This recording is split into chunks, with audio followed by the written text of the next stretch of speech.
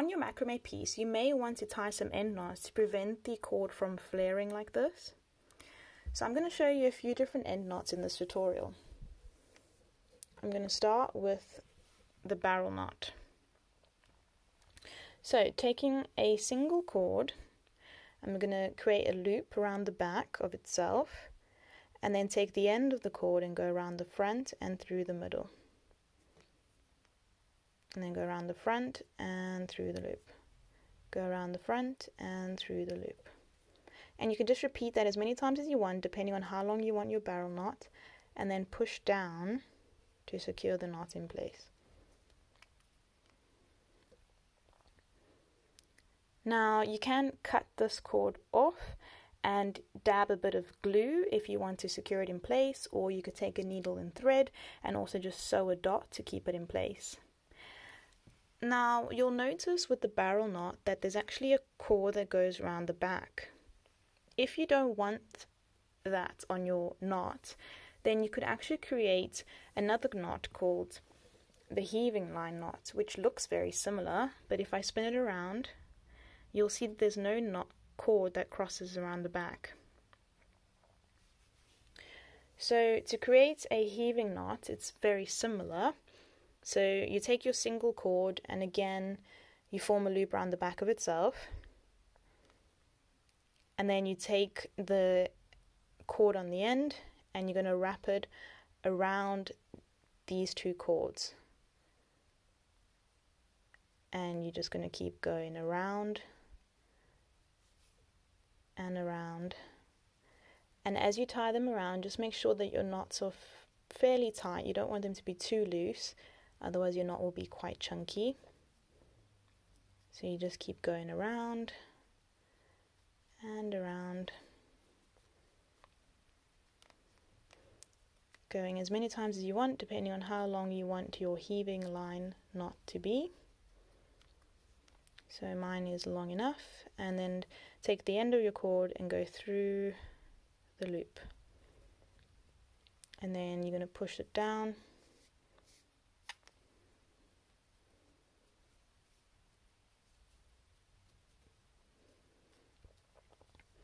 and there you have your heaving knot, heaving line knot. Okay, then next I'm going to move on to the leaf knot. So to tie a leaf knot, you take your single cord and you form a loop around the front of itself, and then taking the excess cord, you're now going to go around the back of the middle cord and then over the left and coming back around through this middle loop, and then going around the right side and coming in through the loop, and then going over the left side through the loop, going over the right side through the loop. So you just keep going left side, right side, left side, right side. But as you do this, you want to create tighter ones on the top, looser ones in the middle, and then tighter ones on the bottom again, just to create the wider knot in the middle. So I'm going to go loose on the middle and tighter on the bottom.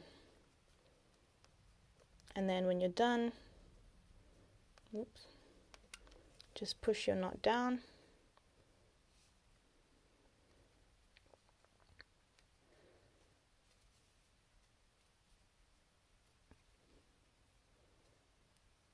And there you have your leaf knot. And you can make it longer or shorter, so you can create a few more knots if you wish to. Okay. And now we're going to move on to a much simpler knot, which is the 8 knot. So this just looks like the figure 8, and it's quite a simple knot to tie. So taking your single cord, you are going to go and form a loop over the front of the cord, and then take the excess cord going around the back and then through this loop here, and you form an 8 shape, and then you just tie tighten that up, pushing it down. And there you have a knot that looks like the shape of an 8.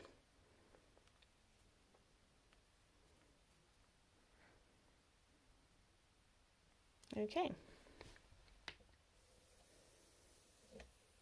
And then I'm going to move on to the very last knot, which is called the wrap knot or gathering knot. So I'm going to create this knot on the end of my spiral knots. So I've got 4 cords here, and I'm just going to gather them all together. And then I'm going to take a new cord about 30 centimeters in length, and I'm going to place that down against the cords, form a loop, and go over the front, and then just wrap around a few times, making it tight. Wrap around as many times as I want, and then take the end cord and put it through this loop. I'm a bit short here, but it's fine. And then once you're through the loop, pull on the top until the end cord goes up into the wrap knot.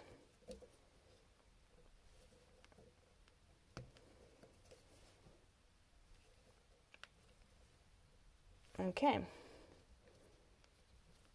And then once that's done, you're gonna cut the top cord, and you can just tuck that in,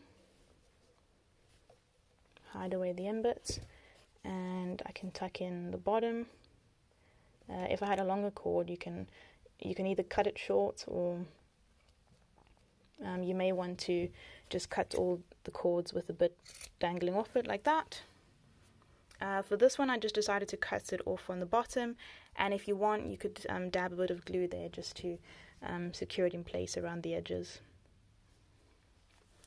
Okay, and this was a wrap knot tied around a spiral knot,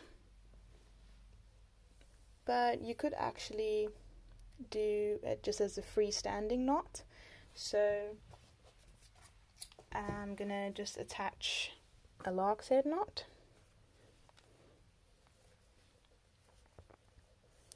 And then I'm going to take another cord about 30 centimeters in length, and as I did before, I'm just going to rest this new cord against the others, form a loop, and then go around all of the cords, creating my wrap knot.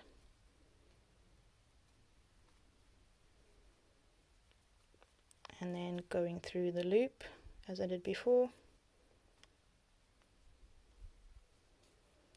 And once I'm through the loop, pull up on this cord,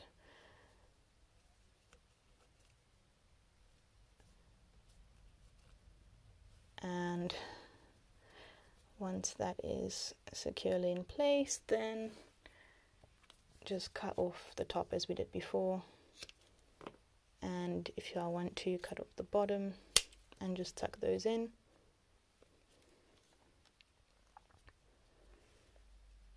And there you go. Now just another tip. So this cord that I've used here actually doesn't flare. So you'll notice that none of the end cords are flaring. This is called braided cord, and it doesn't flare. So you can't really brush it out, you can't create a fringe, but it is good if you want to create macrame pieces that don't flare, such as handbags and things like that. Whereas what I've got over here is 3-ply cord. So they've taken 3 bits of cord and they've twisted it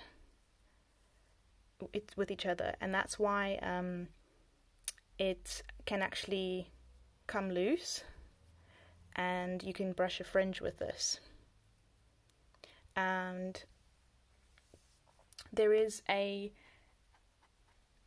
big difference between these two. So if you want to create fringes or tassels, you'll need to use 3-ply, or if you don't want to brush anything out and you just want a sturdy, strong cord that's not going to flare, then braided cord is a good one to go for.